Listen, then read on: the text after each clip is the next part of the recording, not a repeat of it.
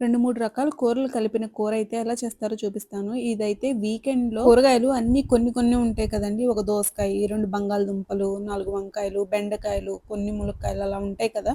అలా ఉన్నప్పుడు ఎలా చేసుకోవాలో చూపిస్తాను. పాన్‌లో ఆయిల్ వేసుకొని జీలకర్ర, ఆవాలు, పచ్చిశనగపప్పు, మినపప్పు వేసుకొని అవి మంచిగా ఫ్రై అయిన తర్వాత ముక్కలుగా కట్ చేసుకున్న ఆనియను, చిన్న చిన్న ముక్కలుగా కట్ చేసుకున్న మిర్చి, కరివేపాకు, పసుపు వేసుకొని అంతా కలుపుకొని మూత పెట్టుకొని కొంచెం సేపు మగ్గించుకుంటే ఇలా ట్రాన్స్‌పరెంట్‌గా అవుతూ ఉంటాయి కదండీ! ఆ స్టేజ్‌లో ముక్కలుగా కట్ చేసి పెట్టుకున్న వెజిటబుల్స్ అన్నీ వేసుకోవాలి. టొమాటో 1 ఆర్ 2 వేసుకోండి. ఎక్కువ వేయొద్దు. అందులోనే రుచికి సరిపడినంత ఉప్పు వేసుకొని అంతా కలుపుకొని మూత పెట్టుకొని మగ్గించుకున్న తర్వాత కొంచెం సేపు ఆగిన తర్వాత కారం వేసుకోండి. కారం వేసిన క్లిప్ అయితే మిస్ అయింది. కారం వేసిన తర్వాత ఒక 2 మినిట్స్ ఫ్రై చేసుకున్న తర్వాత తగినన్ని వాటర్ వేసుకొని మంచిగా ఉడికించుకోవాలండి ముక్కలన్నీ. ఈ కూరలో మసాలాలంటూ ఏమీ వేయము. కూరంతా ఇలా దగ్గరకొచ్చి గుజ్జు గుజ్జుగా అవుతదండి. ఆ స్టేజ్‌లో స్టవ్ ఆఫ్ చేసి సర్వ్ చేసుకోవటమే. నచ్చితే గనక తప్పకుండా ట్రై చేసి ఎలా వచ్చిందో కామెంట్ చేయండి. వీడియో నచ్చితే లైక్ చేయండి, షేర్ చేయండి, subscribe to my channel. By.